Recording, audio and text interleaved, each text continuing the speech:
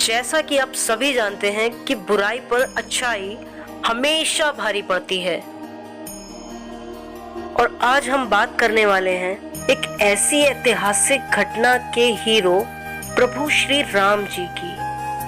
अगर आपने अभी तक इस चैनल को सब्सक्राइब नहीं किया है तो प्लीज चैनल को सब्सक्राइब कर दीजिए और वो बेल आइकन को भी दबा दीजिए। तो शुरू करते हैं हमारी आज की वीडियो।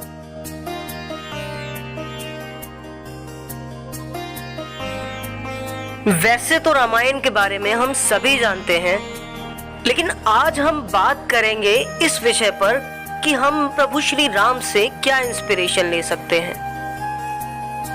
भगवान श्री राम जिनका जीवन हमें बहुत कुछ सिखाता है, फिर चाहे बात हो एक हस्बैंड के रूप में प्रोटेक्शन की या शिष्य के रूप में गुरु के सम्मान की, हमें श्री राम के जीवन से प्रेरणा लेनी चाहिए। हमें प्रेरणा लेनी चाहिए उनकी सभी लीलाओं से जो हमने रामायण में देखी, सुनी या पढ़ी है। और प्रेरणा लेने के लिए ऐसा जरूरी नहीं है आप हिंदू हो आप तभी इससे प्रेरणा ले सकते हो। ये बात बिल्कुल भी मैटर नहीं करती है कि आप किस धर्म से बिलोंग करते हो, लेकिन अगर आप उनके जीवन के बारे में जानते हो तो आपको डेफिनेटली उससे काफी हेल्प मिलने वाली है। क्योंकि रामायण सिर्फ एक महाकाव्य नहीं बल्कि ज्ञान का एक ऐसा जरिया है जिसमें आपको हर कठिन से कठिन स्थिति से निपटने का एग्जाम्पल प्रभु श्री राम के मार्गदर्शन से मिलता है। भगवान श्री राम परफेक्ट इंसान के रूप में हमेशा आपका मार्गदर्शन करते हैं। एक राजा के रूप में अपनी प्रजा को महत्व देना, इस हद तक परित्याग करना कि अपनी धर्म पत्नी माता सीता के बिना जीवन व्यतीत करना, और इन सब से पहले रावण का वध करके संसार को बुराई से मुक्त करना।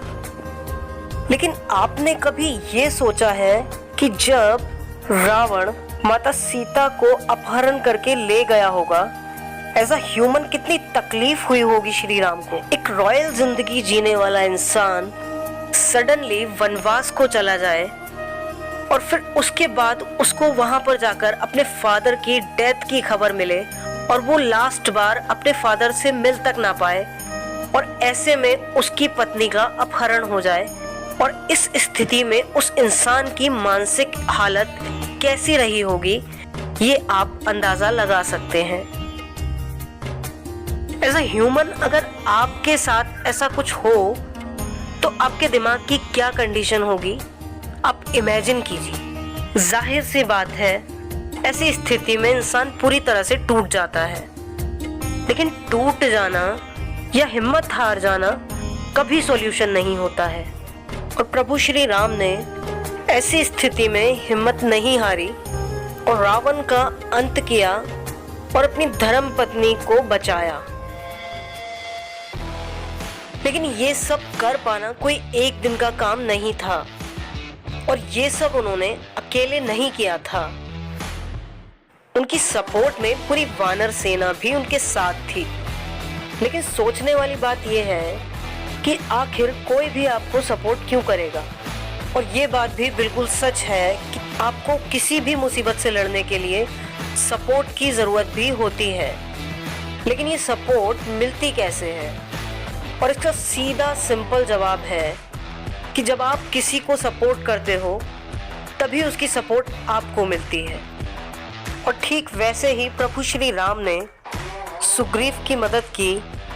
और यहाँ पे बहुत इम्पोर्टेंट बात ये भी है कि भगवान श्री राम ने सुग्रीव की ही क्यों मदद की। सपोर्ट तो उन्हें बाली से भी मिल सकती थी, लेकिन उन्होंने सही इंसान का साथ दिया। और यहाँ पर हमें ये बात सीखने को मिलती है कि हमें किसी की सपोर्ट लेने के लिए सबसे पहले ये भी देखना चाहिए कि हम किसी सही इंसान से सपोर्ट लें, और जिसको हम सपोर्ट कर रहे हैं वो कितना सही है ये भी बहुत मायने रखता है। जैसा कि प्रभु श्री राम ने किया, एक सही इंसान की सहायता की और उसके बदले में पूरी वानर सेना का उनको सपोर्ट मिला।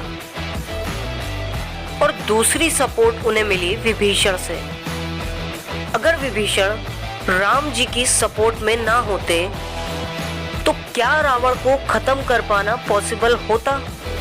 लेकिन जब आपके कर्म अच्छे होते हैं तो दुश्मन का भाई भी आपको सपोर्ट कर सकता है, और ये एग्जाम्पल प्रभु श्री राम ने सिद्ध किया है। सोचने वाली बात यह भी है कि विभीषण अपने भाई के दुश्मन की सपोर्ट क्यों करेंगे? उन्होंने भी तो कुछ अच्छाई देखी होगी प्रभु श्री राम के अंदर। उन्होंने ये चीज महसूस की प्रभु श्री राम का मकसद गलत नहीं है। वहीं दूसरी तरफ प्रभु श्री राम ने विभीषण पर विश्वास किया।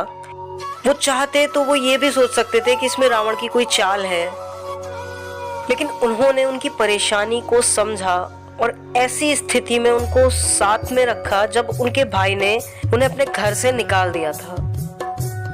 और इन्हीं सब अच्छाइयों की वजह से प्रभु श्री राम को जीत मिली, और उन्होंने ये साबित किया कि अगर आप सच्चाई के रास्ते पर चलते हो तो आपको सफलता जरूर मिलती है। सुख और दुख लाइफ में आते रहते हैं, लेकिन हमें कभी अपने विश्वास और अपने ईमान को भटकने नहीं देना चाहिए। लाइफ में परिस्थिति कितनी भी बुरी आ जाए, लेकिन इंसान को भटकना नहीं चाहिए।